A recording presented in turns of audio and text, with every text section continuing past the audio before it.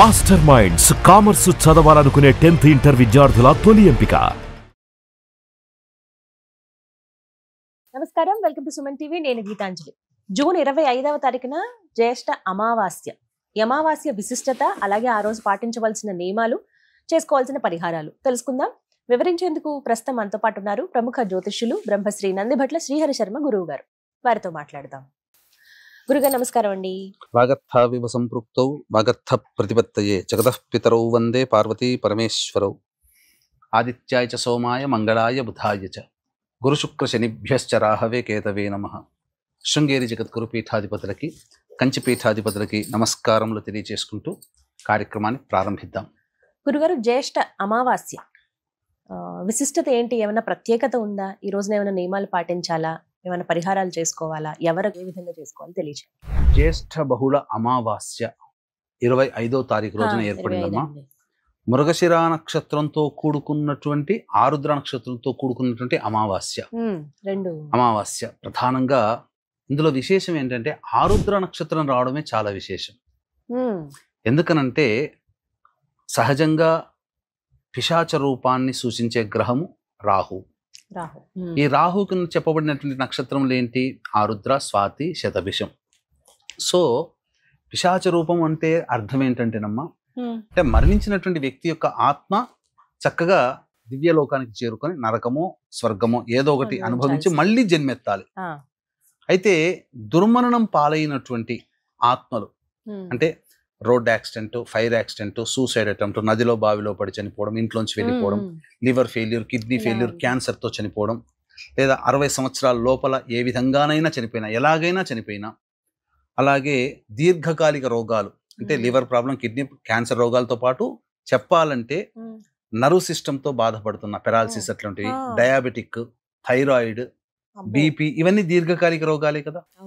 చెప్పాలంటే ఇవన్నీ రోగాలతో బాధపడే వాళ్ళు కూడా ఈ పితృదోషాలలో ఉన్నటువంటి కుటుంబాల్లో ఇవి ఏర్పడతాయి. పితృదోషాలతో ఉన్నటువంటి కుటుంబాల్లో వచ్చేటువంటి ఇబ్బందులు ఏంటంటే తరచూ అనారోగ్య సమస్యలు అవుతుంటుంటాయి. ఆడపిల్లలే ఉంటారు కుటుంబంలో, మళ్ళీ ఇంటర్ కాస్ట్ రిలీజియన్ మ్యారేజ్లు అవుతుంటాయి, కుటుంబ సభ్యుల మధ్య అవగాహన ఉండదు, కుటుంబ వ్యక్తులు మద్యం, మత్తు పదార్థాల వంటికి లోనైపోతుంటారు, జైలు పాలవుతుంటుంటారు, డైవోర్సులు జరుగుతుంటుంటాయి, వ్యాపారంలో నష్టం వస్తూ ఉంటుంది. ఎన్ని పనులు చేసినా దైవం కరుణించట్లేదు, ఆ దేవుడు లేడు అన్న వాళ్ళకే ఈ పితృశాపాలు, ఇటువంటివి చెప్పినటువంటి సమస్యలు ఉన్న వాళ్ళందరూ పితృశాపాలు ఉంటాయి. ఈ పితృదోషాలు, పితృశాప ప్రభావాలు ఉన్నటువంటి కుటుంబాల్లో ఏంటంటే ఏ పని అనుకున్నా అయిపోతుందన్నట్టు అనిపిస్తుంది, ఆ పని కాదు. డబ్బులు బాగా సంపాదించి ఒక అనాలోచిత నిర్ణయం తీసుకుని ఎక్కడో ఒకడ దాన్ని ఇన్వెస్ట్మెంట్ చేయడం, పూర్తిగా నష్టపోవడం. ఫ్లైట్లో తిరిగిన వాళ్ళు సైకిల్ మీద తిరగాల్సిన పరిస్థితి వస్తుంది. ఒక ఉద్యోగము సరిగ్గా ఉండదు, గొప్ప చదువుతారు, పిహెచ్డీలు చేస్తారు. ఇప్పుడు రోడ్డు మీద ఎంతో మంది పీజీలు చేసి, పిహెచ్డీలు చేసి అడుక్కునే వాళ్ళు ఎంతమంది లేరు? మన సుమన్ టీవీలోనే ఎంతమందిని ఇంటర్వ్యూ చేయలేదు? గొప్పగా చదువుకుంటుంటారు. ఏం కర్మరా అనంటే ఆ దోష ప్రభావాలు ఉన్నప్పుడు అవి. ఇంకా చెప్పాలి అంటే పెళ్లిళ్ళు కావమ్మా. ఈ కాలంలో పెళ్లిళ్ళు కాక ఇబ్బంది పడుతున్నారు అని అంటే పితృదోషమే, సమస్య లేదు.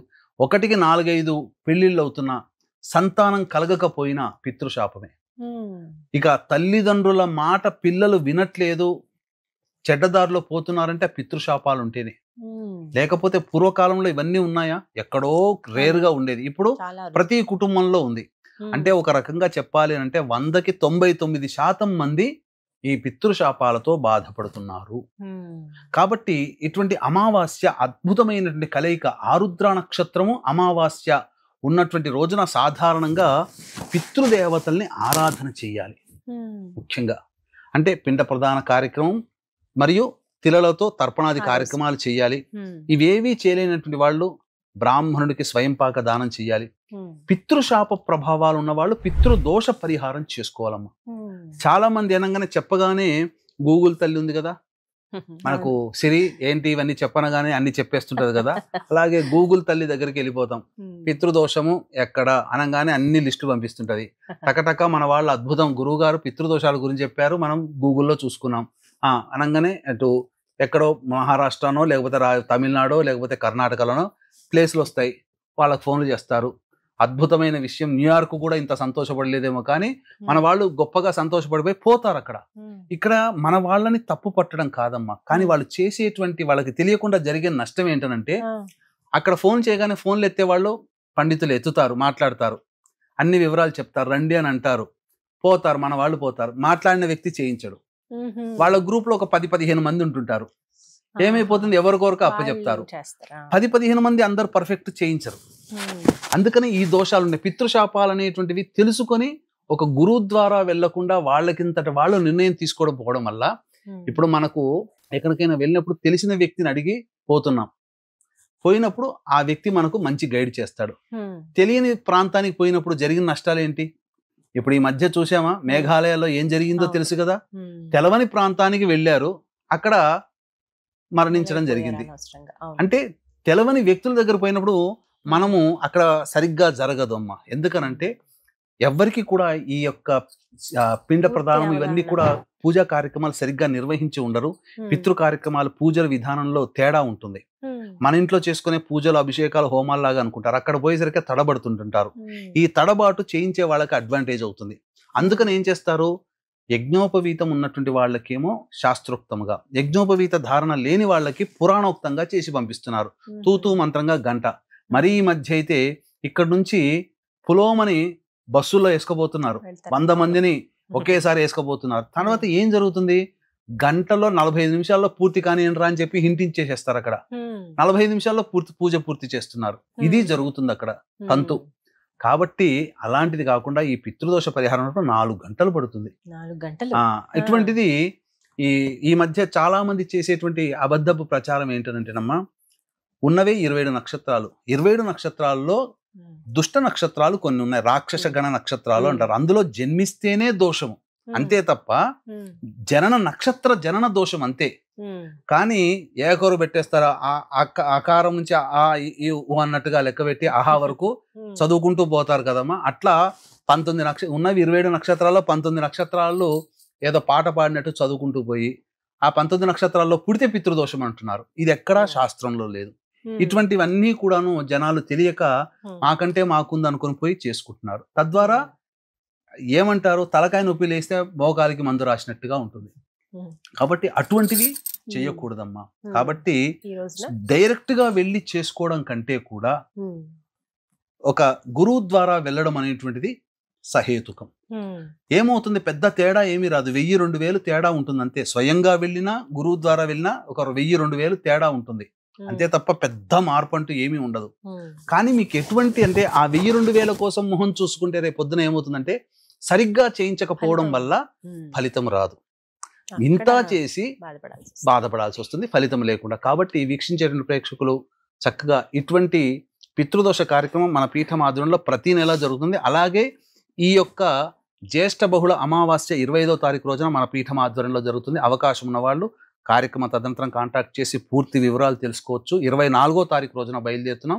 25వ తారీఖు రోజున ఈ కార్యక్రమం జరిపిస్తున్నాం. ఆరుద్ర నక్షత్రం ఉన్నప్పుడే చేయించడం జరుగుతుంది. ఆరుద్ర నక్షత్రం ఉన్నప్పుడే చేసుకోవాలి.